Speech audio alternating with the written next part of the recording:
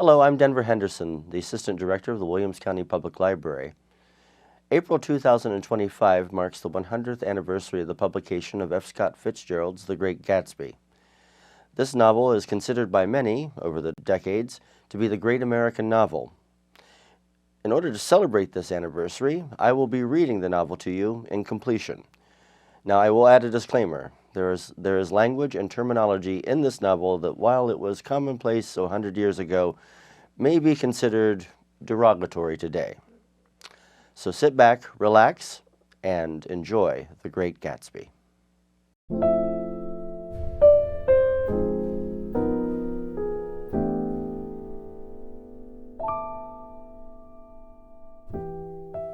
Chapter 6.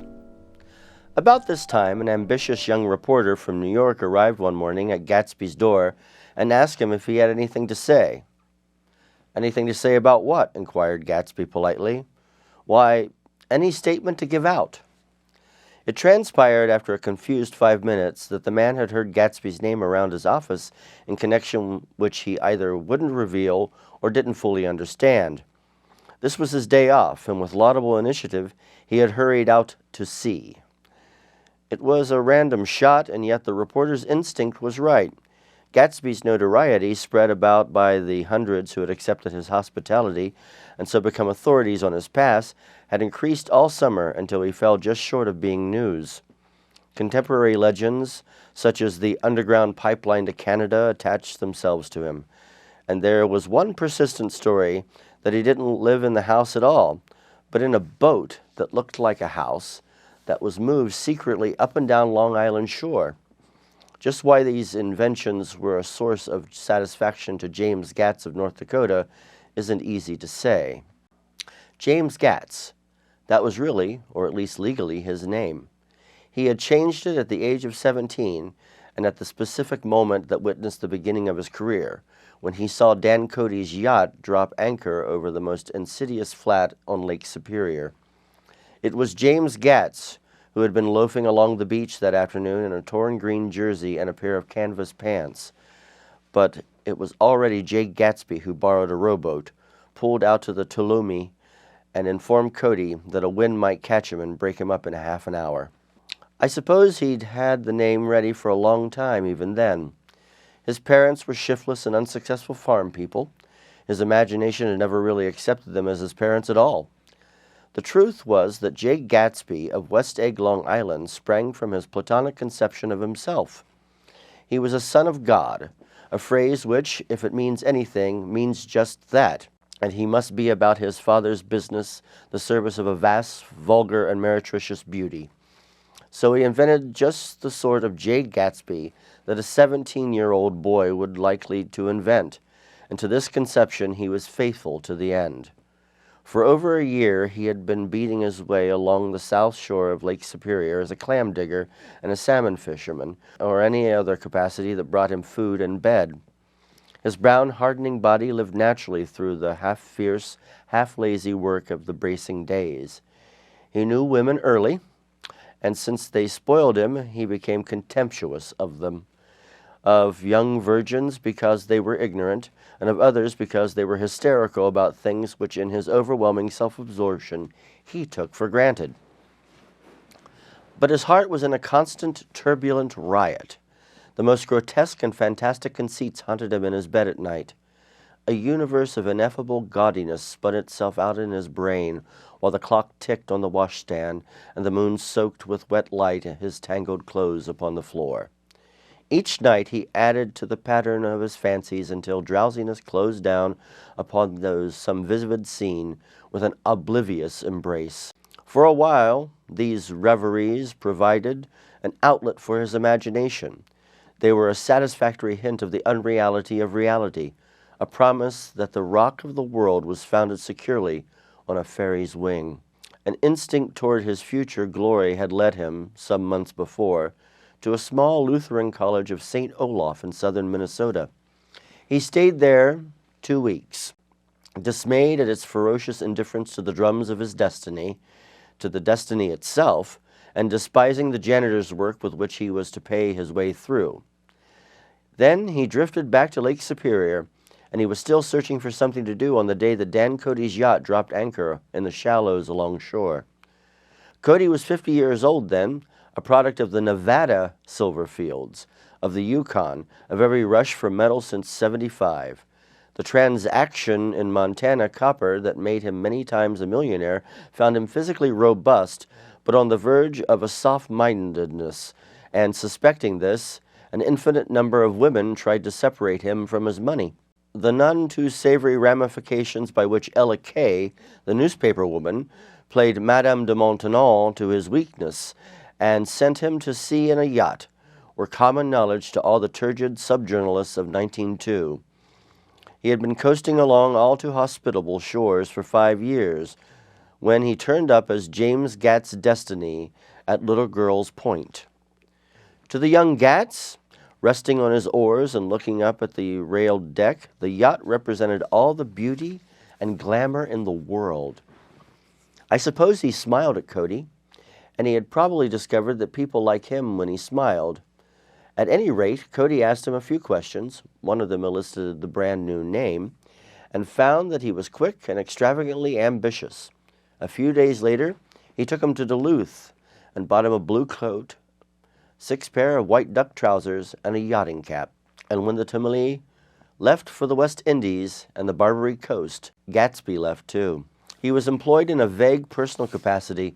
While he remained with Cody, he was in turn steward, mate, skipper, secretary, and even jailer, for Dan Cody sober knew what lavish doings Dan Cody drunk might soon be about, and he provided for such contingencies by reposing more and more trust in Gatsby.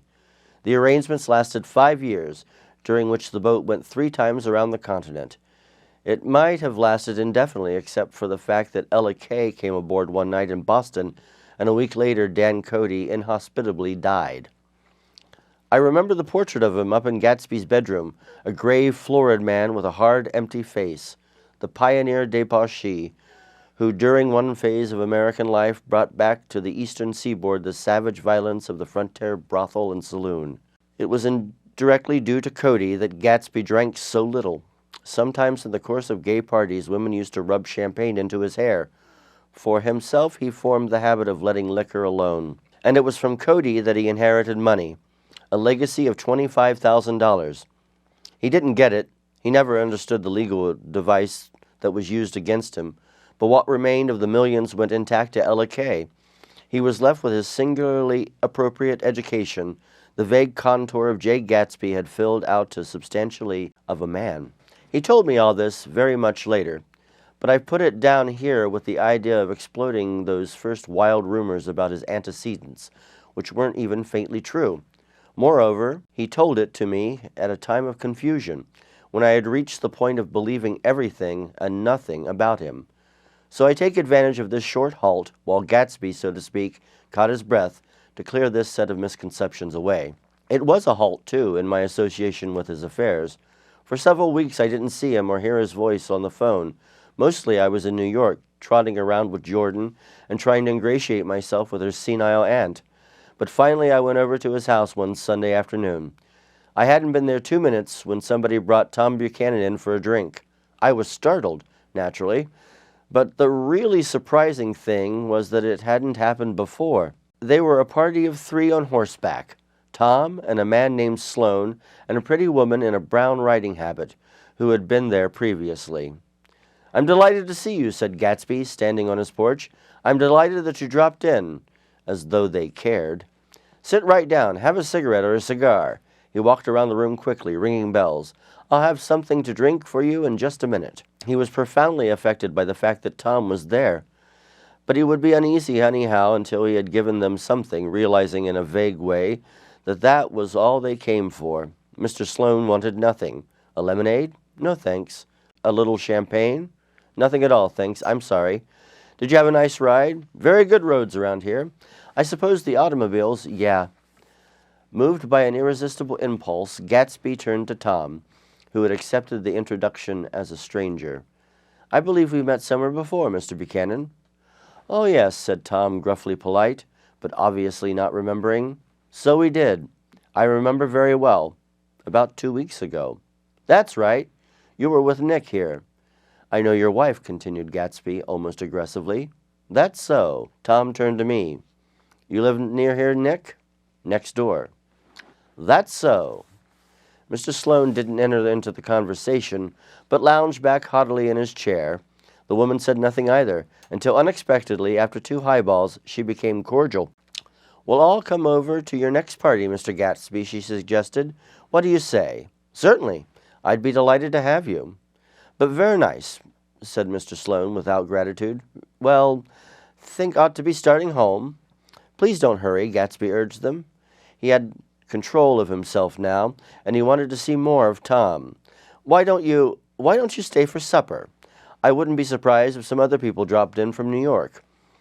You come to supper with me, said the lady enthusiastically, both of you? This included me. Mr. Sloane got to his feet. Come along, he said, but only to her. I mean it, she insisted. I'd love to have you. Lots of room. Gatsby looked at me questionably. He wanted to go, and he didn't see that Mr. Sloane had determined he shouldn't. I'm afraid I won't be able to, I said. Well, you come, she urged, concentrating on Gatsby. We won't be late if we start now, she insisted aloud. I haven't got a horse, said Gatsby. I used to ride in the army, but I've never bought a horse. I'll have to follow you in my car. Excuse me for just a minute. The rest of us walked out on the porch, where Sloane and the lady began an impassioned conversation aside. My God, I believe the man's coming, said Tom. Doesn't he know she doesn't want him? She says she does want him. She has a big dinner party, and he won't know a soul there, he frowned. I wonder where the devil he met Daisy. By God, I may be old-fashioned in my ideas, but women run around too much these days to suit me. They meet all kinds of crazy fish. Suddenly, Mr. Sloane and the lady walked down the steps and mounted their horses. Come on, said Mr. Sloane to Tom. We're late. We've got to go. And then to me. Tell him we couldn't wait, will you? Tom and I shook hands, the rest of us exchanged a cool nod, and they trotted quickly down the drive, disappearing under the August foliage, just as Gatsby, with hat and light overcoat in hand, came out the front door. Tom was evidently perturbed at Daisy's running around alone, for on the following Saturday night he came with her to Gatsby's party. Perhaps his presence gave the evening its peculiar quality of oppressiveness. It stands out in my memory from Gatsby's other parties that summer. There were the same people, or at least the same sort of people, the same profusion of champagne, the same many-colored, many-keyed commotion, but I felt an unpleasantness in the air, a pervading harshness that hadn't been there before. Or perhaps I had merely grown used to it, grown to accept West Egg as a world complete in itself, with its own standards and its own great figures, second to nothing because it had no consciousness of being so, and now I was looking at it again, through Daisy's eyes. It is invariably saddening to look through new eyes at things upon which you have expended your own powers of adjustment. They arrived at twilight, and, as we strolled out among the sparkling hundreds, Daisy's voice was playing murmurous tricks in her throat.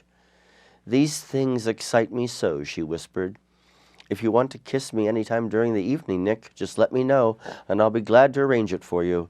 Just mention my name, or present a green card. I've given out green. Look around, suggested Gatsby.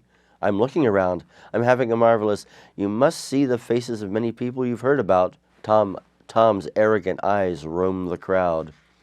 We don't go around very much, he said. In fact, I was just thinking I don't know a soul here. Perhaps you know that lady, Gatsby indicated a gorgeous, scarcely human orchid of a woman who sat in state under a white plum tree. Tom and Daisy stared, with that peculiarly unreal feeling that accompanies the recognition of hitherto ghostly celebrity from the movies. She's lovely, said Daisy. The man bending over her is her director. He took them ceremoniously from group to group. Mrs. Buchanan and Mr. Buchanan. After an instant's hesitation, he added, the polo player. Oh, no, objected Tom quickly. Not me. But evidently the sound of it pleased Gatsby, for Tom remained the polo player for the rest of the evening. I've never met so many celebrities, Daisy exclaimed. I liked that man. What was his name? With the sort of blue nose? Gatsby identified him, adding that he was a small producer. Well, I liked him anyhow. I'd a little rather not be a polo player, said Tom. I'd rather look at all these famous people in oblivion. Daisy and Gatsby danced. I remember being surprised by his graceful, conservative foxtrot. I'd never seen him dance before. Then they sauntered over to my house and sat on the steps for half an hour, while, at her request, I remained watchfully in the garden. In case there's a fire or a flood, she explained, or any act of God. Tom appeared from his oblivion as we were sitting down to supper together. "Do you mind if I eat with some people over here?" he said. "A fellow's getting off some funny stuff." "Go ahead," answered Daisy genially. "And if you want to take down any addresses, here's my little gold pencil." She looked around after a moment and told me the girl was common but pretty, and I knew that except for the half hour she'd been alone with Gatsby, she wasn't having a good time. We were at a particularly tipsy table. That was my fault. Gatsby had been called to the phone, and I had enjoyed these same people only 2 weeks before, but what had amused me then turned septic on the air now. "How do you feel, Mrs. Bedecker?" The girl addressed was trying unsuccessfully to slump against my shoulder. At this inquiry, she sat up and opened her eyes. "What?" A massive and lethargic woman who had been urging Daisy to play golf with her at a local club tomorrow spoke in Mrs. Bedecker's defense. "Oh, she's all right now. When she's had 5 or 6 cocktails, she always starts screaming like that. I tell her she ought to leave it alone." "I do leave it alone," affirmed the accused hollowly. "We heard you yelling, so I said to Doc Civet there, 'There's somebody that needs your help, Doc.'" "She's much obliged, I'm sure," said another friend without gratitude. "But you got her dress all wet when you stuck her head in the pool." "Anything I hate is to get my head stuck in the pool," mumbled Miss Bedecker. "They almost drowned me once over in New Jersey." "Then you ought to leave it alone," countered Doc Civet. "Speak for yourself," cried Miss Bedecker violently. "Your hands shake. I wouldn't let you operate on me." It was like that. Almost the last thing I remember was standing with Daisy and watching the moving picture director and his star. They were still under the white plum tree, and their faces were touching except for a pale, thin ray of moonlight between. It occurred to me that he had been very slowly bending toward her all evening to attain his proximity, and even while I watched, I saw him stoop one ultimate degree and kiss at her cheek. "I like her," said Daisy. "I think she's lovely." But the rest offended her, and inarguably because it wasn't a gesture but an emotion. She was appalled by West Egg, this unprecedented place that Broadway had begotten upon a Long Island fishing village, appalled by its raw vigor that chafed under the old euphemisms, and by the too obtrusive fate that herded its inhabitants along a shortcut from nothing to nothing. She saw something awful in their simplicity she failed to understand. I sat on the front steps with them while they waited for their car. It was dark here in front. The only bright door sent 10 square feet of light volleying out into the soft black morning. Sometimes a shadow moved across against the dressing-room blind above, gave way to another shadow, an indefinite procession of shadows, who rouged and powdered in an invisible glass. "Who is this Gatsby, anyhow?" demanded Tom suddenly. "Some big bootlegger?" "Where'd you hear that?" I inquired.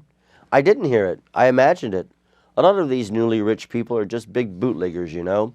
"Not Gatsby," I said shortly. He was silent for a moment. The pebbles of the drive crunched under his feet. "Well, he certainly must have strained himself to get this menagerie together." A breeze stirred the gray haze of Daisy's fur collar. "At least they're more interesting than the people we know," she said with an effort. "You didn't look so interested." "Well, I was." Tom laughed and turned to me. "Did you notice Daisy's face when that girl asked her to put her under a cold shower?"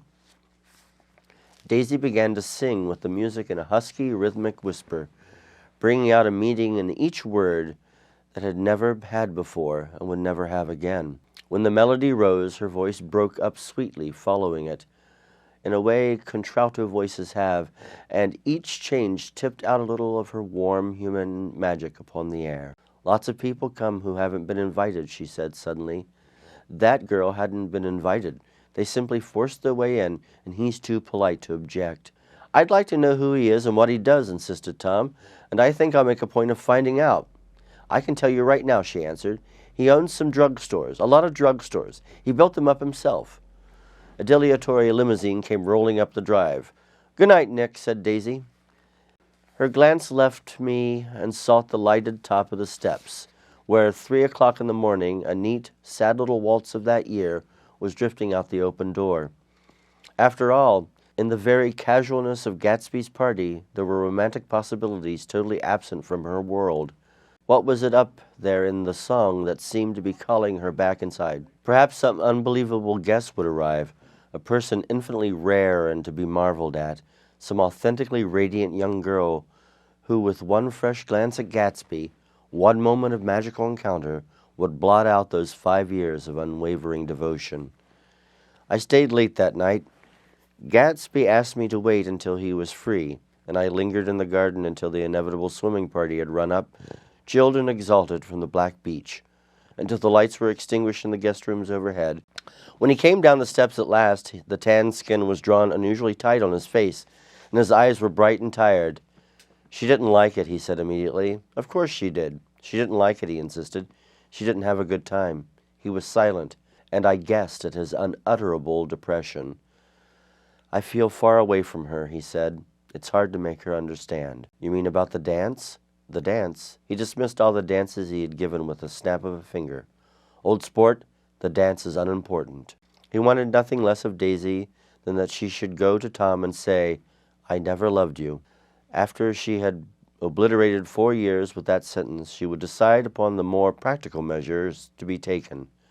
One of them was that, after she was free, they were to go back to Louisville and be married from her house, just as if it were 5 years ago. And she doesn't understand, he said. She used to be able to understand. We'd sit for hours. He broke off and began to walk up and down a desolate path of fruit rinds and discarded favors and crushed flowers. I wouldn't ask too much of her, I ventured. You can't repeat the past. Can't repeat the past, he cried incredulously. Why, of course you can. He looked around him wildly, as if the past were lurking here in the shadow of his house, just out of reach of his hand. I'm going to fix everything just the way it was before, he said, nodding determinedly. She'll see. He talked a lot about the past, and I gathered that he wanted to recover something, some idea of himself perhaps, that had gone into loving Daisy. His life had been confused and disordered since then, but if he could once return to a certain starting place and go over it all slowly, he could find out what that thing was. One autumn night, 5 years before, they had been walking down the street when the leaves were falling, and they came to a place where there were no trees, and the sidewalk was white with moonlight. They stopped here and turned toward each other. Now it was a cool night with that mysterious excitement in it that comes at the 2 changes of the year. The quiet lights of the houses were humming out into the darkness, and there was a stir and bustle among the stars. Out of the corner of his eye, Gatsby saw the blocks of the sidewalks really formed a ladder and mounted to a secret place above the trees. He could climb to it, if he climbed alone, and once there, he could suck the pap of life, gulp down the incomparable milk of wonder. His heart beat faster and faster as Daisy's white face came up to his own. He knew that when he kissed this girl, and forever wed his unutterable visions to her perishable breath, his mind would never romp again like the mind of God. So he waited, listening for a moment longer to the tuning fork that had been struck upon a star. Then he kissed her. At his lips' touch, she blossomed for him like a flower, and the incarnation was complete. Through all he said, even through his appalling sentimentality, I was reminded of something, an elusive rhythm, a fragment of lost words that I heard somewhere a long time ago. For a moment, a phrase tried to take shape in my mouth, and my lips parted like a dumb man's, as though there was more struggling upon them than a wisp of a startled air. But they made no sound, and what I had almost remembered was uncommunicable forever. Chapter 7. It was when curiosity about Gatsby was at its highest that the lights in his house failed to go on one Saturday night, and, as obscurely as it had begun, his career as Trimalchio was over. Only gradually did I become aware that the automobiles which turned expectantly into his drive stayed for just a minute and then drove sulkily away. Wondering if he were sick, I went over to find out. An unfamiliar butler with a villainous face squinted at me suspiciously from the door. Is Mr. Gatsby sick? Nope. After a pause, he added, Sir, in a dilatory, grudging way. I hadn't seen him around. I was rather worried. "Tell him Mr. Carroway came over." "Who?" demanded the butler rudely. "Carroway. Carroway. All right, I'll tell him." Abruptly he slammed the door. My Finn informed me that Gatsby had dismissed every servant in his house a week ago and replaced them with half a dozen others who never went into West Egg Village to be bribed by tradesmen or ordered moderate supplies over the telephone. The grocery boy reported that the kitchen looked like a pigsty, and the general opinion in the village was that the new people weren't servants at all. Next day, Gatsby called me on the phone. "Going away?" I inquired. "No, old sport. I hear you fired all your servants." "I wanted somebody who wouldn't gossip. Daisy comes over quite often, in the afternoons." So the whole caravanserai had fallen in like a house of cards at the disapproval in her eyes. "There's some people Wushheim wanted to do something for. They're all brothers and sisters. They used to run a small hotel." "I see." He was calling up at Daisy's request. Would I come to lunch at her house tomorrow? Miss Baker would be there. Half an hour later, Daisy herself telephoned and seemed relieved to find that I was coming. Something was up. And yet I couldn't believe that they would choose this occasion for a scene, especially for the rather harrowing scene that Gatsby had outlined in the garden. The next day was broiling, almost the last, certainly the warmest of the summer. As my train emerged from the tunnel into sunlight, only the hot whistles of the National Biscuit Company broke the simmering hush at noon. The straw seats from the car hovering on the edge of combustion. The woman next to me perspired delicately for a while into her white shirtwaist, and then, as her newspaper dampened under her fingers, lapsed despairingly into deep heat with a desolate cry. Her pocketbook slapped on the floor. "Oh my," she gasped. I picked it up with a weary bend and handed it back to her, holding it at arm's length and by the extreme tip of the corners to indicate that I had no designs upon it. But everyone nearby, including the woman, suspected me just the same. "Hot," said the conductor to familiar faces. "Some weather. Hot, hot, hot. Is it hot weather? Hot enough for you? Is it hot? Is it—" My commutation ticket came back to me with a dark stain from his hand. That anyone should care in this heat whose flushed lips he kissed, whose head he made damp in pajama pocket over his heart. Through the hall of the Buchanan's house blew a faint wind, carrying the sound of the telephone bell out to Gatsby and me as we waited at the door. "The master's body," roared the butler into the mouthpiece. "I'm sorry, madam, we can't furnish it. It's far too hot to touch this noon." What he really said was, "Yes, yes, I'll see." He sat down the receiver and came towards us, glistening slightly, to take our stiff straw hats. "Madam expects you in the salon," he cried, needlessly indicating the direction. In this heat, every extra gesture was an affront to the common store of life. The room, shadowed well with awnings, was dark and cool. Daisy and Jordan lay upon an enormous couch, like silver idols weighing down their own white dresses against the singing breeze of the fans. "We can't move," they said together. Jordan's fingers, powdered white over the tan, rested a moment in mine. "And Mr. Thomas Buchanan, the athlete?" I inquired. Simultaneously, I heard his gruff, muffled, husky voice at the hall telephone. Gatsby stood in the center of the crimson carpet and gazed around with fascinated eyes. Daisy watched him and laughed, her sweet, exciting laugh. A tiny gust of powder rose from her bosom into the air. "The rumor is," whispered Jordan, that Tom's girl on the telephone." We were silent. The voice in the hall rose high with annoyance. "Very well, then. I won't sell you the car at all. I'm under no obligation to you at all. And as for your bothering me about it at lunchtime, I won't stand that at all." "Holding down the receiver," Daisy said cynically. "No, he's not," I assured her. "It's a bona fide deal. I happen to know about it." Tom flung open the door, blocked out its space for a moment with his thick body, and hurried into the room. "Mr. Gatsby," he put out his broad, flat hand with well-concealed dislike. "I'm glad to see you, sir." "Nick, make us a cold drink," cried Daisy. As he left the room again, she got up and went over to Gatsby and pulled his face down, kissing him on the mouth. "You know I love you," she murmured. "You forget there's a lady present," said Jordan. Daisy looked around doubtfully. "You kiss Nick, too." "What a low, vulgar girl."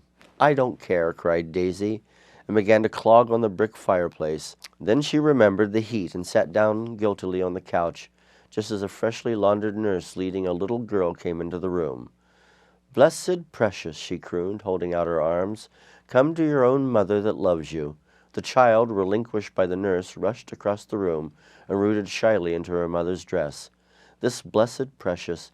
Did mother get powder on your yellowy hair? Stand up now and say howdy-do."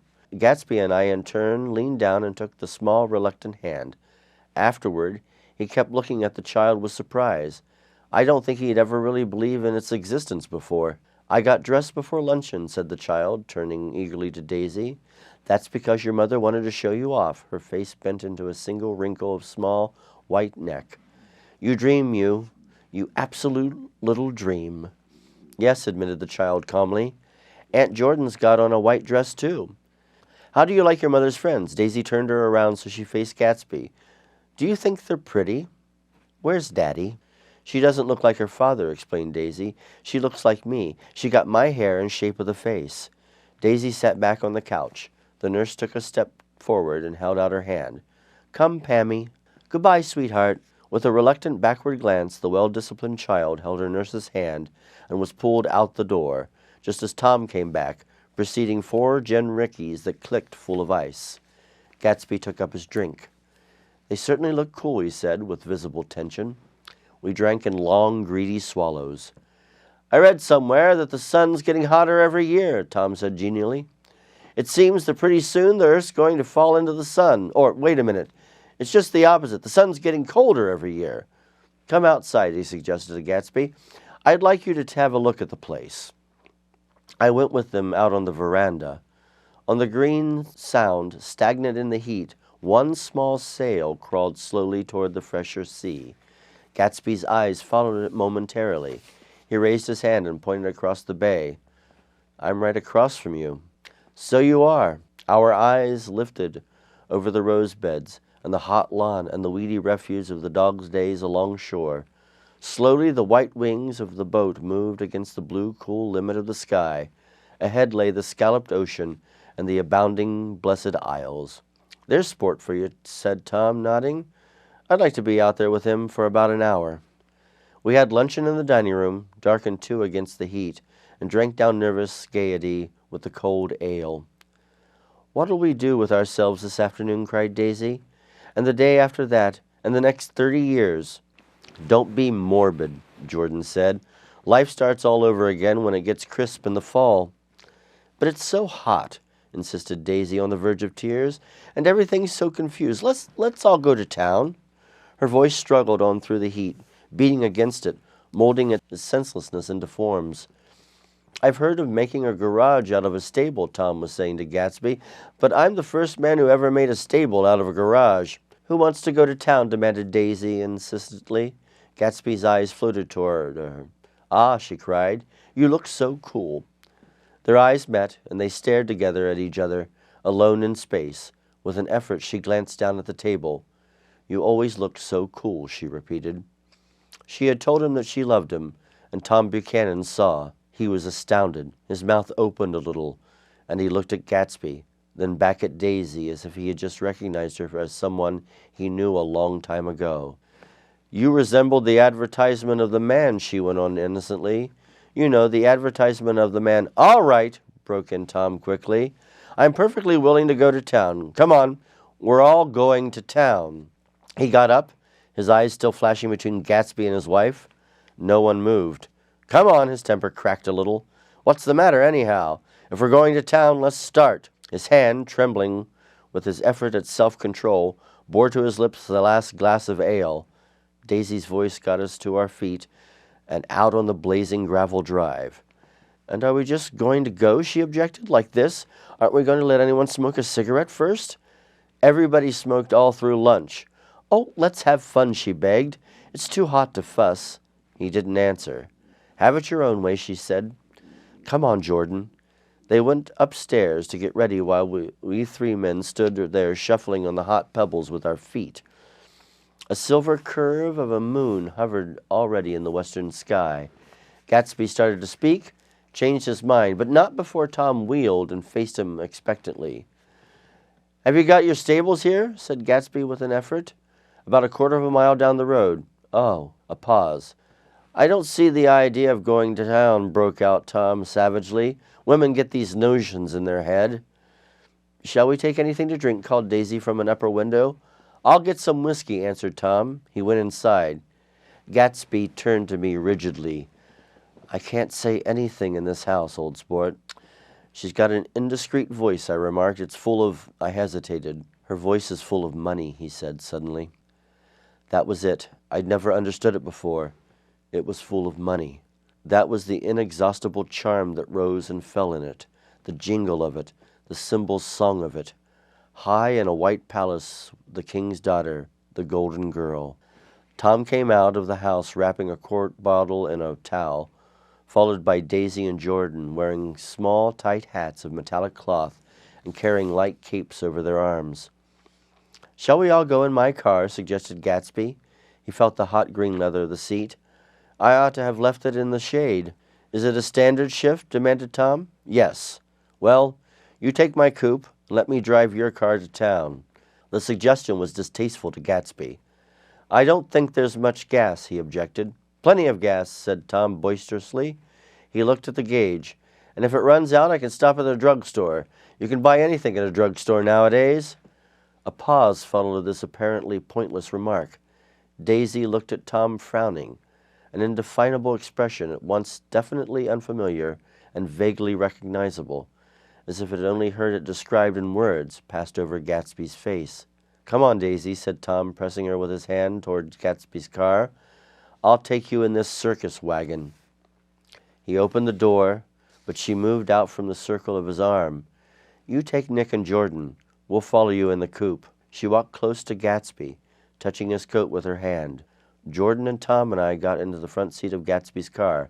Tom pushed the unfamiliar gears tentatively, and we shot off into the oppressive heat, leaving them out of sight behind. Did you see that? Demanded Tom. See what? He looked at me keenly, realizing that Jordan and I must have known all along. You think I'm pretty dumb, don't you? He suggested. Perhaps I am, but I have a almost second sight sometimes that tells me what to do. Maybe you don't believe that, but science... He paused. The immediate contingency overtook him, pulled him back from the edge of a theoretical abyss. I've made a small investigation of this fellow, he continued. I could have gone deeper if I'd known... Do you mean you've been to a medium? Inquired Jordan humorously. What? Confused, he stared at us as we laughed. A medium? About Gatsby. About Gatsby? No, I haven't. I said I've been making a small investigation of his past. And you found he was an Oxford man, said Jordan helpfully. An Oxford man? He was incredulous. Like hell he is. He wears a pink suit. Nevertheless, he's an Oxford man. Oxford, New Mexico, snorted Tom contemptuously, or something like that. Listen, Tom, if you're such a snob, why did you invite him to lunch? Demanded Jordan crossly. Daisy invited him. She knew him before we were married, God knows where. We were all irritable now with the fading ale, and aware of it as we drove for a while in silence. Then, as Dr. T.J. Eckelberg's faded eyes came into sight down the road, I remembered Gatsby's caution about gasoline. We've got enough to get us to town, said Tom. But there's a garage right here, objected Jordan. I don't want to get stalled in this baking heat. Tom threw on both of the brakes impatiently, and we slid to an abrupt, dusty stop under Wilson's sign. After a moment, the proprietor emerged from the interior of his establishment and gazed hollow-eyed at the car. Let's have some gas, cried Tom roughly. What do you think we stopped for? To admire the view? I'm sick, said Wilson without moving. Been sick all day. What's the matter? I'm all run down. Well, shall I help myself? Tom demanded. You sounded well enough on the phone. With an effort, Wilson left the shade in support of the doorway and, breathing hard, unscrewed the cap of the tank. In the sunlight, his face was green. I didn't mean to interrupt your lunch, he said, but I need money pretty bad, and I was wondering what you were going to do with your old car. How do you like this one? Tom inquired. I bought it last week. It's a nice yellow one, said Wilson as he strained at the handle. Like to buy it? Big chance, Wilson smiled faintly. No, but I can make some money on the other. What do you want money for all of a sudden? I've been here too long. I want to get away. My wife and I want to go west. Your wife does? Exclaimed Tom, startled. She's been talking about it for 10 years. He rested for a moment against the pump, shading his eyes. And now she's going whether she wants to or not. I'm going to get her away." The coupe flashed by us in a flurry of dust and a flash of waving hands. "What do I owe you?" demanded Tom harshly. "I just got wised up to something funny the last 2 days," remarked Wilson. "That's why I want to get away. That's why I've been bothering you about the car. What do we owe you?" $1.20. The relentless beating heat was beginning to confuse me, and I had a bad moment there before I realized that so far his suspicions hadn't alighted on Tom. He had discovered that Myrtle had some sort of life apart from him in another world, and the shock had made him physically sick. I stared at him and then at Tom, who made a parallel discovery less than an hour before, and it occurred to me that there was no difference between the men in intelligence or race so profound as the indifference between the sick and the well. Wilson was so sick that he looked guilty, unforgivably guilty, as if he had just got some poor girl with child. "I'll let you have that car," said Tom. "I'll send it over tomorrow afternoon." That locality was always vaguely disquieting, even in the broad glare of afternoon, and now I turned my head as though I had been warned of something behind. Over the ash heaps, the giant eyes of Dr. T.J. Eckelberg kept their vigil, but I perceived, after a moment, that other eyes were guarding us with peculiar intensity less than 20 feet away. In one of the windows over the garage, the curtains had been moved aside a little, and Myrtle Wilson was peering down at the car. So engrossed was she that she had no consciousness of being observed, and one emotion after another crept into her face like objects into a slowly developing picture. Her expression was curiously familiar. It was an expression I had often seen on women's faces, but on Myrtle Wilson's face it seemed purposeless and inexplicable until I realized that her eyes, wide with jealous terror, were fixed not on Tom, but on Jordan Baker, whom she took as his wife. There is no confusion like the confusion of a simple mind, and as we drove away, Tom was feeling the hot whip of panic. His wife and his mistress, until an hour ago secure and inviolate, were slipping precipitously out of his control. Instinct made him step on the accelerator with a double purpose of overtaking Daisy and leaving Wilson behind, and we sped along toward Astoria at 50 miles an hour until among the spidery girders of the elevated we came in sight of the easygoing blue coupe. "Those big movies around 15th Street are cool," suggested Jordan. "I love the New York on summer afternoons when everyone's away. There's something very sensuous about it, overripe, as if all sorts of funny fruits were going to fall into your hands." The word sensuous had the effect of further disquieting Tom, but before he could invent a protest, the coupe came to a stop, and Daisy signaled us to draw alongside. "Where are we going?" she cried. "How about the movies?" "It's so hot," she complained. "You go. We'll ride around and meet you after." With an effort, her wit rose faintly. "We'll meet you on some corner. I'll be the man smoking 2 cigarettes. "We can't argue about it here," Tom said impatiently, as a truck gave out a cursing whistle behind us. "You follow me to the south side of Central Park, in front of the plaza." Several times he turned his head and looked back for their car. As if the traffic delayed them, he slowed up until they came into sight. I think he was afraid they would dart down a side street and out of his life forever. But they didn't, and we all took a less inexplicable step of engaging the parlor of a suite at the Plaza Hotel. The prolonged and tumultuous argument that ended by herding us into the room eludes me, though I have a sharp physical memory that, in the course of it, my underwear kept climbing like a damp snake around my legs, and intermittent beads of sweat raced cool across my back. The notion originated with Daisy's suggestion that we hire 5 bathrooms and take cold baths, and then assume more tangible form as a place to have a mint julep. Each of us said over and over that it was a crazy idea. We all talked at once and to a baffled clerk and thought, or pretended to think, that we were being very funny. The room was large and stifling, and though it was already 4 o'clock, opening the windows admitted only a gust of hot shrubbery from the park. Daisy went to the mirror and stood with her back to us, fixing her hair. "It's a swell suite," whispered Jordan respectfully, and everyone laughed. "Open another window," commanded Daisy without turning around. "There aren't any more." "Well, we'd better telephone for an axe." "The thing to do is to forget about the heat," said Tom impatiently. You make it 10 times worse by crabbing about it." He unrolled the bottle of whiskey from the towel and put it on the table. "Why not let her alone, old sport?" remarked Gatsby. "You're the one who wanted to come to town." There was a moment of silence. The telephone book slipped from its nail and splashed to the floor, whereupon Jordan whispered, "Excuse me," but this time no one laughed. "I'll pick it up," I have offered. "I've got it." Gatsby examined the parting string and muttered, in an interesting way, and tossed the book on a chair. "That's a great expression of yours, isn't it?" said Tom sharply. "What is?" "All this old sport business. Where'd you pick that up?" "Now see here, Tom," said Daisy, turning around from the mirror. "If you're going to make personal remarks, I won't stay here a minute. Call up and order some ice for the mint julep." As Tom took up the receiver, the compressed heat exploded into sound, and we were listening to the portentous chords of Mendelssohn's Wedding March from the ballroom below. "Imagine marrying anybody in this heat," cried Jordan dismally. "Still, I was married in the middle of June," Daisy remembered. "Louisville in June. Somebody fainted. Who was it that fainted, Tom?" "Biloxi," he answered shortly. "A man named Biloxi. Biloxi. He made boxes. That's a fact. And he was from Biloxi, Tennessee." "They carried him into my house," appended Jordan, "because we lived 2 doors from the church, and he stayed 3 weeks until Daddy told him he had to get out. The day after he left, Daddy died." After a moment she added, as she sounded irreverent, "There wasn't any connection." "I used to know Bill Biloxi from Memphis," I remarked. "That was his cousin. I knew his whole family history before he left.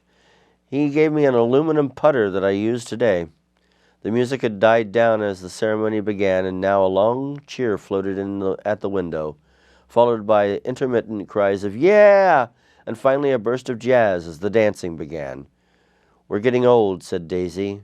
"If we were young, we'd rise and dance." "Remember Biloxi?" Jordan warned us. "Where'd you know him, Tom?" "Biloxi?" He concentrated with an effort. "I didn't know him. He was a friend of Daisy's." "He was not," she denied. "I'd never seen him before. He came down in a private car." "Well," he said, "he knew you." "He said he was raised in Louisville. Asa Bird brought him around the last minute and asked if we had room for him." Jordan smiled. "He was probably bumming his way home. He told me he was president of our class at Yale." Tom and I looked at each other blankly. "Biloxi?" "First place, we didn't have any president." Gatsby's foot beat a short, restless tattoo, and Tom eyed him suddenly. "By the way, Mr. Gatsby, I understand you're an Oxford man." "Not exactly." "Oh, yes, I understand you went to Oxford." "Yes, I went there." A pause. Then Tom's voice, incredulous and insulting, "You must have gone there about the time Biloxi went to New Haven." Another pause. A waiter knocked and came in with crushed mint and ice, but the silence was unbroken by his "thank you" and the soft closing of the door. This tremendous detail was to be cleared up at last. "I told you I went there," said Gatsby. "I heard you, but I'd like to know when." "It was in 1919. I only stayed 5 months. That's why I can't really call myself an Oxford man." Tom glanced around to see if we mirrored his unbelief, but we were all looking at Gatsby. "It was an opportunity they gave to some of the officers after the armistice," he continued. "We could go to any of the universities in England or France." I wanted to get up and slap him on the back. I had one of those renewals of complete faith in him that I'd experienced before. Daisy rose, smiling faintly, and went to the table. "Open the whiskey, Tom," she ordered, "and I'll make you a mint julep. Then you won't seem so stupid to yourself." "Look at the mint." "Wait a minute," snapped Tom. "I want to ask Mr. Gatsby one more question." "Go on," Gatsby said politely. "What kind of a row are you trying to cause in my house anyhow?" They were out in the open at last, and Gatsby was content. "He isn't causing a row." Daisy looked desperately from one to the other. "You're causing a row. Please have a little self-control." "Self-control," repeated Tom incredulously. "I suppose the latest thing is to sit back and let your Mr. Nobody from nowhere make love to your wife. Well, if that's the idea, you can count me out. Nowadays, people begin by sneering at family life and family institutions, and next they'll throw everything overboard and have intermarriage between black and white." Flushed with his impassioned gibberish, he saw himself standing alone on the last barrier of civilization. We're all white here, murmured Jordan. I know I'm not very popular. I don't give big parties. I suppose you've got to make your house into a pigsty in order to have any friends in the modern world. Angry as I was, as we all were, I was tempted to laugh whenever he opened his mouth. The transition from libertine to prig was so complete. I've got something to tell you, old sport, began Gatsby, but Daisy guessed at his intention. Please don't, she interrupted helplessly. Please, let's all go home. Why don't we all go home? That's a good idea. I got up. Come on, Tom. Nobody wants a drink. I want to know what Mr. Gatsby has to tell me. Your wife doesn't love you, said Gatsby. She's never loved you. She loves me. You must be crazy, exclaimed Tom automatically. Gatsby sprang to his feet, vivid with excitement. She never loved you, do you hear? He cried. She only married you because I was poor and she was tired of waiting for me. It was a terrible mistake, but in her heart she never loved anyone except me. At this point, Jordan and I tried to go, but Tom and Gatsby insisted the competitive firmness that we remain, as though neither of them had anything to conceal, and it would be a privilege to partake vicariously through their emotions. Sit down, Daisy, Tom's voice groped unsuccessfully for the paternal note. What's been going on? I want to hear all about it. I told you what's been going on, said Gatsby. Going on for 5 years, and you didn't know. Tom turned to Daisy sharply. You've been seeing this fellow for 5 years? Not seeing, said Gatsby. No, we couldn't meet. But both of us loved each other all that time, old sport, and you didn't know. I used to laugh sometimes, but there was no laughter in his eyes, to think that you didn't know. Oh, that's all. Tom tapped his thick fingers together like a clergyman leaning back in his chair. You're crazy, he exploded. I can't speak about what happened 5 years ago because I didn't know Daisy then. And I'll be damned if I see you got within a mile of her unless you brought the groceries to the back door. But all the rest of that's a goddamn lie. Daisy loved me when she married me, and she loves me now. No, said Gatsby, shaking his head. She does, though. The trouble is that sometimes she gets foolish ideas in her head and doesn't know what she's doing. He nodded sagely. And what's more, I love Daisy too. Once in a while I go off on a spree and make a fool of myself, but I always come back, and in my heart I love her all the time. You're revolting, said Daisy. She turned to me, and her voice, dropping an octave lower, filled the room with thrilling scorn. Do you know why we left Chicago? I'm surprised that they didn't treat you to the story of that little spree. Gatsby walked over and stood beside her. Daisy, that's all over now, he said earnestly. It doesn't matter any more. Just tell him the truth, that you never loved him, and it's all wiped out forever. She looked at him blindly. Why, how could I love him, possibly? You never loved him. She hesitated. Her eyes fell on Jordan and me with a sort of appeal, as though she realized at last what she was doing, and as though she had never, all along, intended doing anything at all. But it was done now. It was too late. I never loved him, she said, with perceptible reluctance. Not at Kapiolani? Demanded Tom suddenly. No.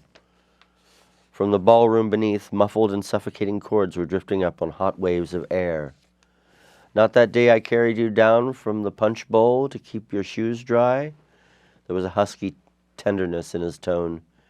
Daisy. Please don't. Her voice was cold, with the rancor was gone from it. She looked at Gatsby. There, Jay, she said. But her hand, as she tried to light a cigarette, was trembling. Suddenly she threw the cigarette and the burning match on the carpet. Oh, you want too much, she cried to Gatsby. I love you now. Isn't that enough? I can't help what's past. She began to sob helplessly. I did love him once, but I loved you too. Gatsby's eyes opened and closed. You loved me too, he repeated. Even that's a lie, said Tom savagely. She didn't know you were alive. Why, there are things between Daisy and me that you'll never know, things that neither of us can ever forget. The words seemed to bite physically into Gatsby. I want to speak to Daisy alone, he insisted. She's all excited now. Even alone I can't say I never loved Tom, she admitted in a pitiful voice. It wouldn't be true. Of course it wouldn't, agreed Tom. She turned to her husband. As if it mattered to you, she said. Of course it matters. I'm going to take better care of you from now on. You don't understand, said Gatsby with a touch of panic. You're not going to take care of her any more. I'm not? Tom opened his eyes wide and laughed. He could afford to control himself now. Why's that? Daisy's leaving you. Nonsense. I am, though, she said with visible effort. She's not leaving me. Tom's words suddenly leaned down over Gatsby. Certainly not for a common swindler who'd have to steal the ring he put on her finger. I won't stand this, cried Daisy. Oh, please, let's get out. Who are you, anyhow? Broke out Tom. You're one of that bunch that hangs around with Meyer Wolfsheim, that much I happen to know. I've made a little investigation into your affairs, and I'll carry it further tomorrow. You can suit yourself about that, old sport, said Gatsby steadily. I found out what your drugstores were. He turned to us and spoke rapidly. He and this Wolfsheim bought up a lot of side street drugstores here in Chicago and sold grain alcohol over the counter. That's one of his little stunts. I picked him for a bootlegger the first time I saw him, and I wasn't far from wrong. What's about it? Said Gatsby politely. I guess your friend Walter Chase wasn't too proud to come in on it. And you left him in the lurch, didn't you? You let him go to jail for a month over in New Jersey. God, you ought to hear Walter on the subject of you. He came to us dead broke. He was very glad to pick up some money, old sport.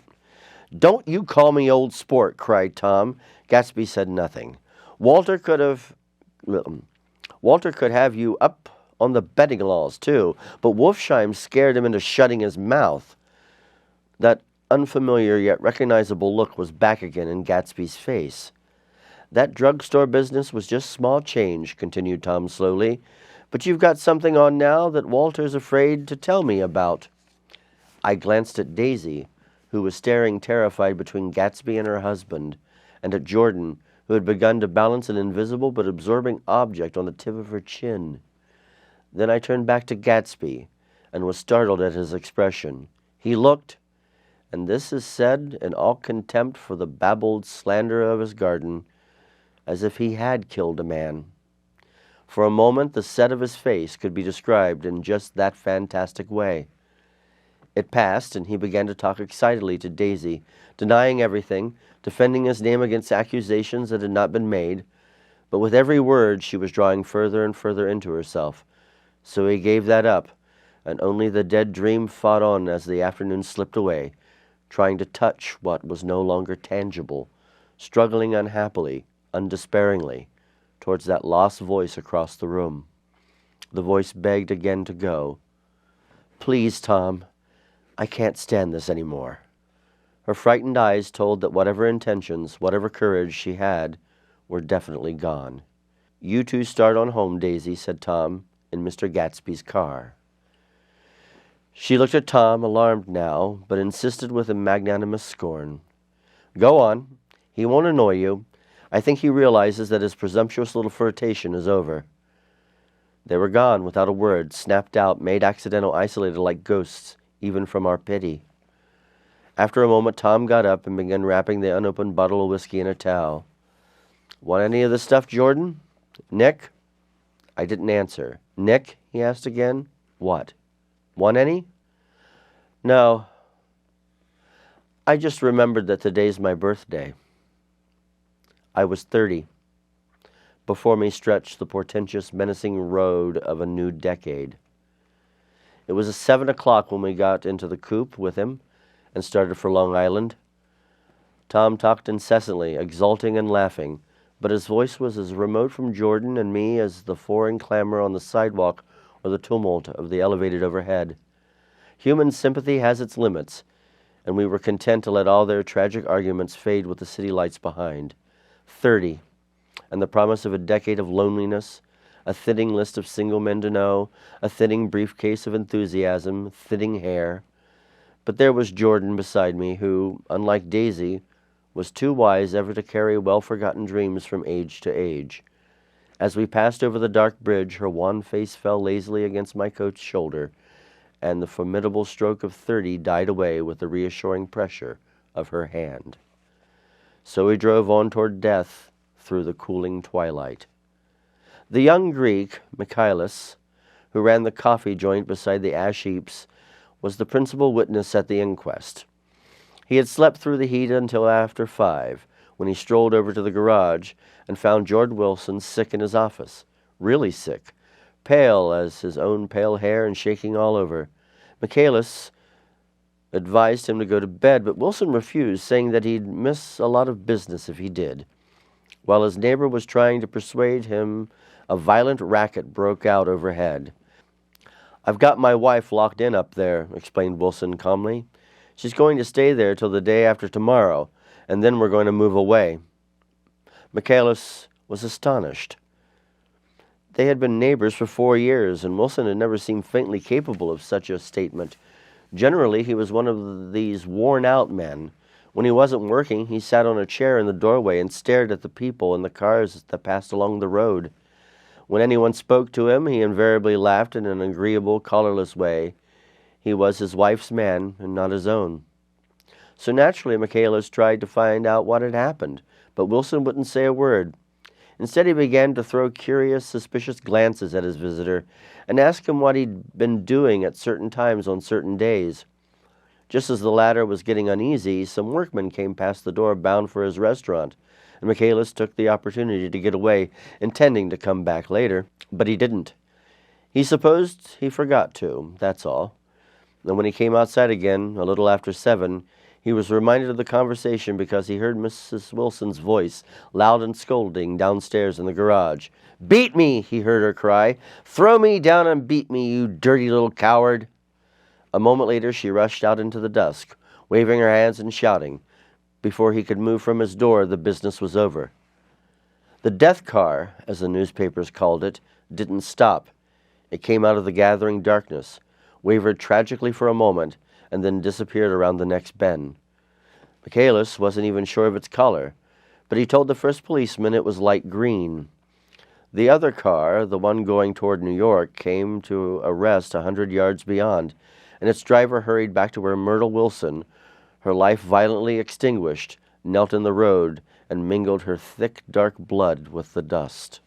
Michaelis and this man reached her first, but when they had torn open her shirtwaist, still damp with perspiration, they saw that her left breast was swinging loose like a flap, and there was no need to listen for a heartbeat beneath. The mouth was wide open, ripped at the corners, as though she had choked a little in giving up the tremendous vitality she had stored so long. We saw the 3 or 4 automobiles in the crowd when we were still on some distance away. "Wreck," said Tom. "That's good. Wilson will have a little business at last." He slowed down, but still without any intention of stopping, until, as we came nearer, the hushed, intent faces of the people at the garage door made him automatically put on the brakes. "We'll take a look," he said doubtfully. "Just a look." I became aware now of a hollow, wailing sound which issued incessantly from the garage, a sound which, as we got out of the coupe and walked toward the door, resolved itself into the words, "Oh, my God," uttered over and over in a gasping moan. "There's some bad trouble here," said Tom excitedly. He reached up on tiptoes and peered over the circle of heads into the garage, which was lit by a yellow light in a swinging wire basket overhead. When he made a harsh sound in his throat, and with a violent thrusting movement of his powerful arms pushed his way through, the circle closed up again with a running murmur of expostulation. It was a minute before I could see anything at all. Then new arrivals deranged the line, and Jordan and I were pushed suddenly inside. Myrtle Wilson's body, wrapped in a blanket, and then in another blanket, as though she suffered from a chill in the hot night, lay on a work table by the wall, and Tom, with his back to us, was bending over it, motionless. Next to him stood a motorcycle policeman, taking down names with much sweat and correction in a little book.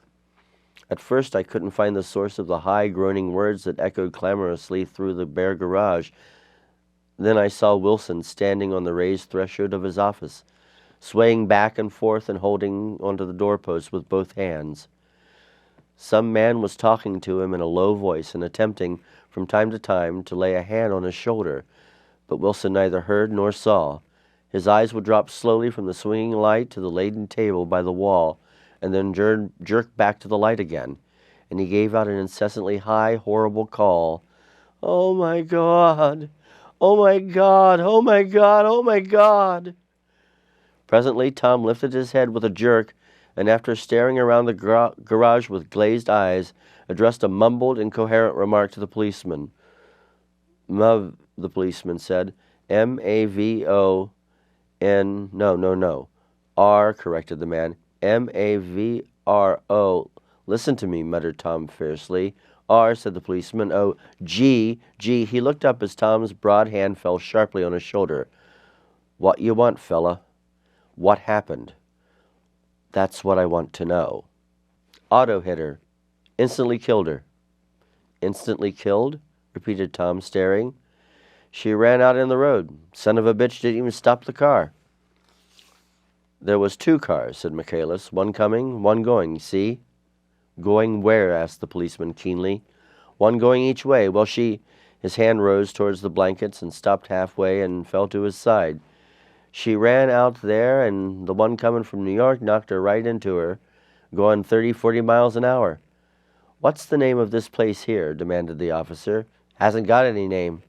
A pale, well-dressed Negro stepped near. "It was a yellow car," he said. "Big yellow car. New." "See the accident?" asked the policeman.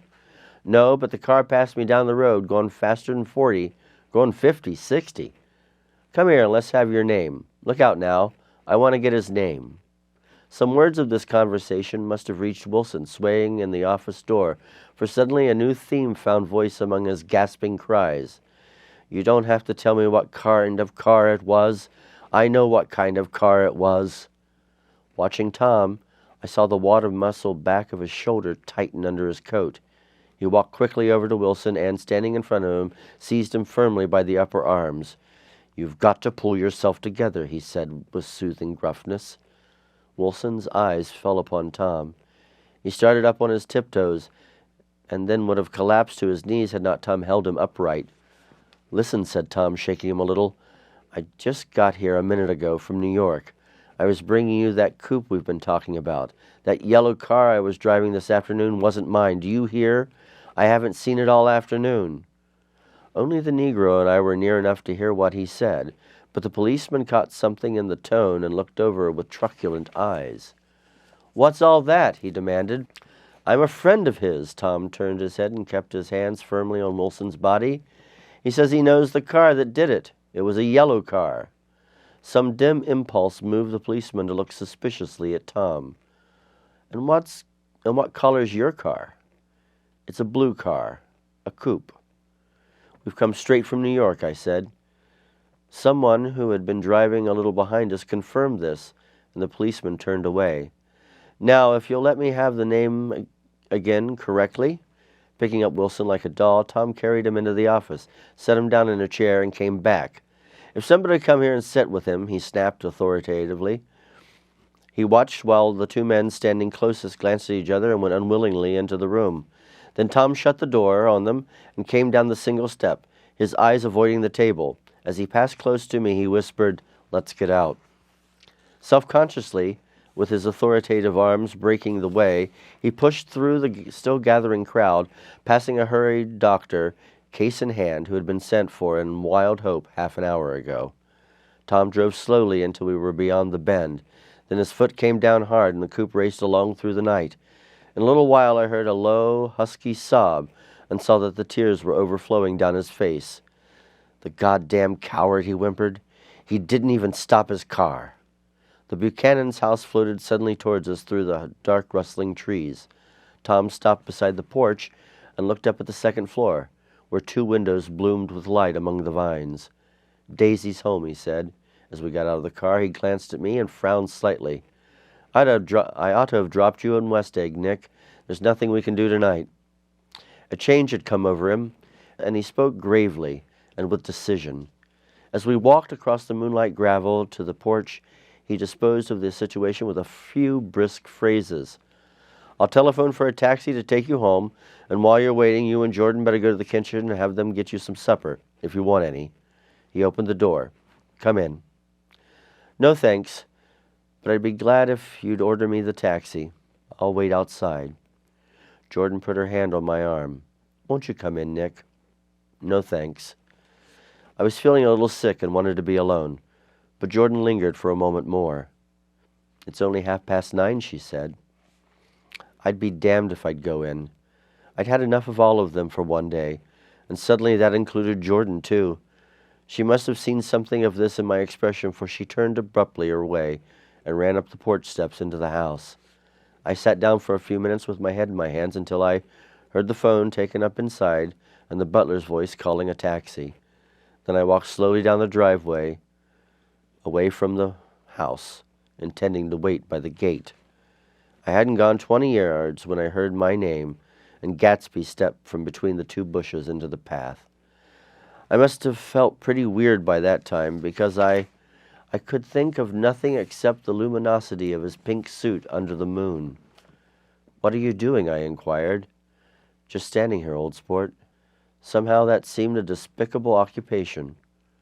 For all I knew, he was going to rob the house in a moment. I wouldn't have been surprised to see sinister faces of Wolfsheim's people behind him in the dark shrubbery. "Did you see any trouble on the road?" he asked after a minute.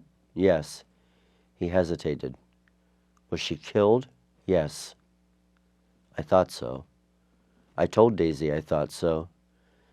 It's better that the shock should all come at once. She stood it pretty well. He spoke as if Daisy's reaction was the only thing that mattered. "I got to West Egg by a side road," he went on, "and left the car in my garage. I don't think anybody saw us, but of course I can't be sure." I disliked him so much by this time that I didn't find it necessary to tell him he was wrong. "Who was the woman?" he inquired. "Her name was Wilson. Her husband owns the garage." "How the devil did it happen?" "Well, I tried to swing the wheel," he broke off, and suddenly I guessed the truth. "Was Daisy driving?" "Yes," he said after a moment. "But of course I'll say I was. You see, when we left New York, she was very nervous, and she thought it would steady her to drive, and this woman rushed out at us as we were passing a car coming the other way. It all happened in a minute, but it seemed to me that she wanted to speak to us, thought we were somebody she knew. Well, first Daisy turned away from the woman toward the other car, and then she lost her nerve and turned back. The second my hand reached the wheel, I felt the shock. It must have killed her instantly. It ripped her open." "Don't tell me, old sport." He winced.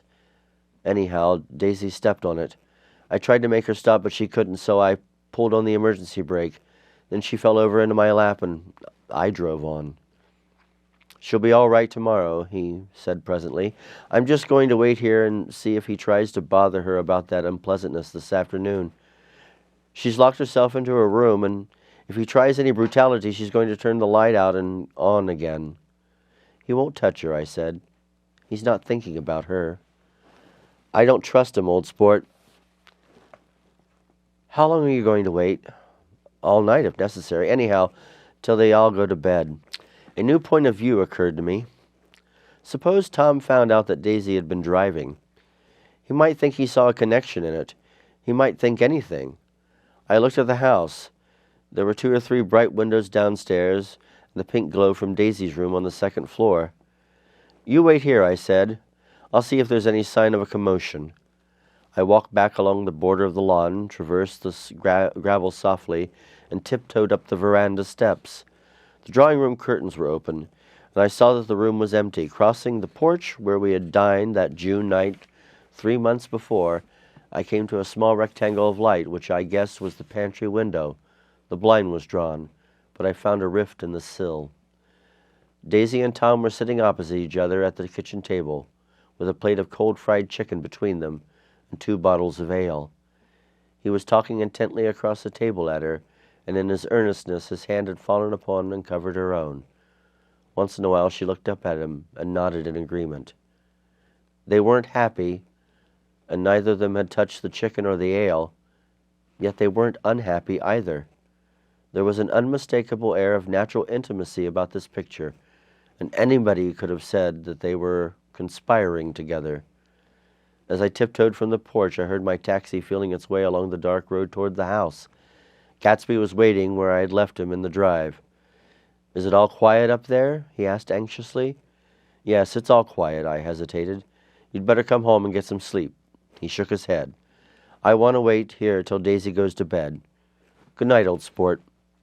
He put his hands in his coat pockets and turned back eagerly to his scrutiny of the house, as though my presence marred the sacredness of the vigil. So I walked away and left him standing there in the moonlight, watching over nothing.